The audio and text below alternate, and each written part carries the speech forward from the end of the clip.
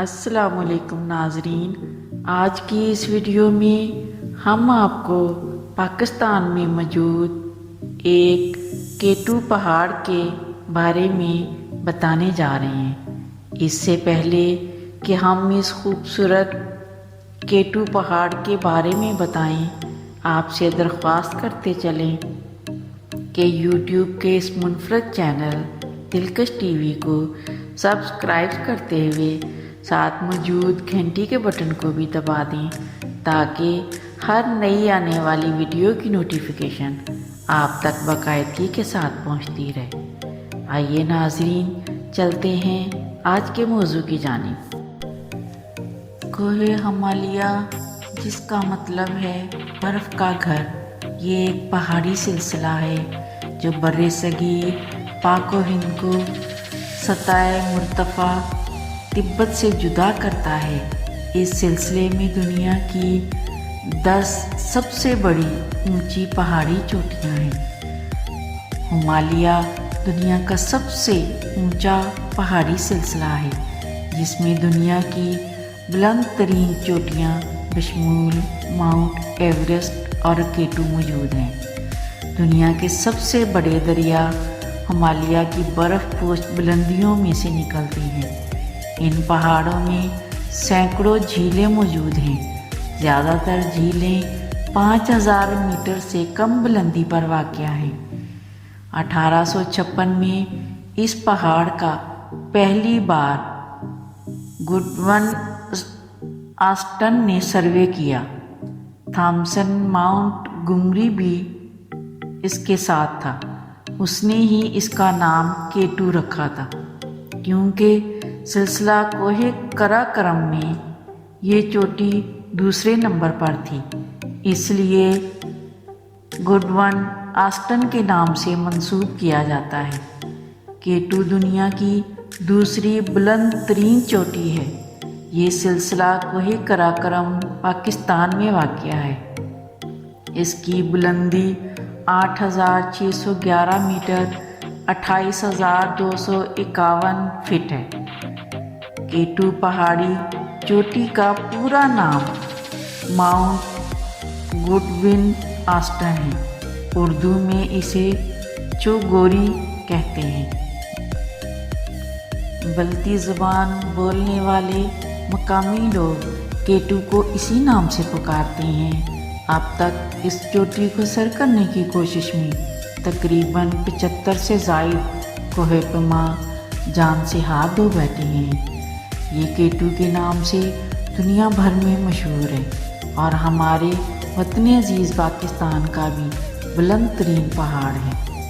اس کو سب سے پہلے 31 جولائی 1954 کو 2 اطالوی کوہ پیماؤں نے سر کیا تھا۔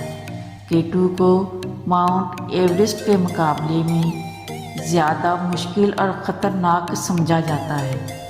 کیٹو پر 246 افراد چڑھ چکے ہیں، جبکہ ماؤنٹ ایورسٹ پر 2238 افراد جا چکے ہیں۔ پھر 23 سال بعد 1977 میں ایک جاپانی اور ایک پاکستانی چڑھنے میں کامیاب ہوئے تھے۔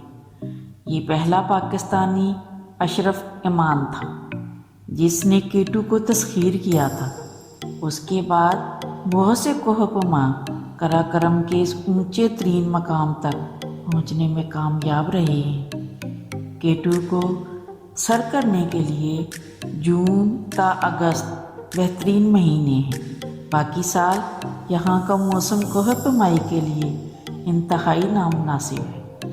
اسے سر کرنے کے لیے زیادہ تر ابروزی روٹ اختیار کیا جاتا ہے جو کٹھن اور خطرناک ہونے کے باوجود تکنیکی بنیادوں پر استعمال کیا جانے والا راستہ ہے، جسے ایک پاکستانی نذیر ثابت، جنہوں نے کیٹو کو مغربی چڑھائی کی طرف سے سر کر کے تاریخ ساز کارنامہ انجام دیا تھا۔ 1981 میں کی جانے والی اس کوہ پیمائی میں 2 جاپانی بھی تھے، مگر سب سے مشہور پاکستانی کیٹو کو سر کرنے کے سب سے زیادہ مشہور حسن صد پارہ تھے، جو آکسیجن ٹینک کے استعمال کے بغیر بلند ترین چوٹی سر کر کے سبز ہلالی پرچم لہرانے والے حسن صد پارہ کا تعلق اسکردو سے تھا۔ کوہ پماؤں کی طرف سے کیٹو کو بے رحم پہاڑ کا خطاب دیا گیا ہے، جس کی وجوہات اس کی نہایت ہی مشکل چڑھائی ہے اور اس چڑھائی کے دوران حادثات کی بلند شرح ہے، کیونکہ کیٹو کو سر کرنے کے لیے پہلی 8 کوششیں ناکامی سے دوچار ہوئیں اور ان کوششوں کے دوران چند نے اپنی جانیں بھی گنوائیں۔ ایک دلچسپ بات یہ بھی ہے کہ کیٹو کو تاحال سردی کے موسم میں سر نہیں کیا گیا، جبکہ دنیا کی بلند ترین چوٹی ماؤنٹ ایورسٹ، جس کی بلندی 8,848 میٹر اور 29,028 فٹ ہے، موسم سرما میں سرد ہو چکی ہے۔ پاکستان کے 50 روپے مالیت کی کرنسی نوٹ کی پشت پر اس پہاڑ کی تصویر موجود ہے۔ ماؤنٹ ایورسٹ، جس کی بلندی 8,848 میٹر اور 29,028 فٹ ہے، یہ پہاڑ سردیوں میں آرکٹک اور سائبیریا سے آنے والی انتہائی سرد اور خشک ہوا کو برصغیر میں داخل نہیں ہونے دیتے ہیں، جس کے باعث برصغیر کا موسم تو نسبتاً گرم ہے۔ یہ مونسون کی ہواؤں کو مزید شمال کی جانب جانے سے روکتے ہیں، جس کے باعث جنوبی ایشیا کے علاقے میں خوب بارش ہوتی ہے اور اس بارش کے باعث ہوا سے تمام نمی خارج ہو جاتی ہے اور جو ہوائیں ہمالیہ کو پار کر کے تبت تک پہنچتی ہیں وہ وہاں بارش نہیں برساتی ہیں۔ ہمالیہ میں، جسے دنیا کی چھت بھی کہا جاتا ہے، قطبین کے علاوہ سب سے زیادہ گلیشیئر پائے جاتے ہیں۔ ایشیا کے 10 سب سے بڑے دریا اس سلسلے یا اس سے ملحقہ علاقوں سے نکلتی ہیں اور لگ بھگ 1 ارب لوگوں کی زندگی کا دار و مدار ان دریاؤں پر ہے۔ 2014 میں پہلی بار پاکستانی بار برداروں اور گائیڈز پر مشتمل ٹیم نے اطالوی کوہ پماؤں کے ساتھ کیٹو کی چوٹی پر قدم رکھ کر اسے سر کرنے کے 60 سال پورے ہونے کا جشن منایا تھا۔ کیٹو کی عکس بندی ڈرون کے ذریعے 2016 میں پہلی بار کی گئی، مگر یہ 6,000 میٹر تک ہی ممکن ہو سکا۔ اس کے بعد کیٹو کے نگہبان موسم نے ڈرون کو پرواز کی اجازت دینے سے انکار کر دیا۔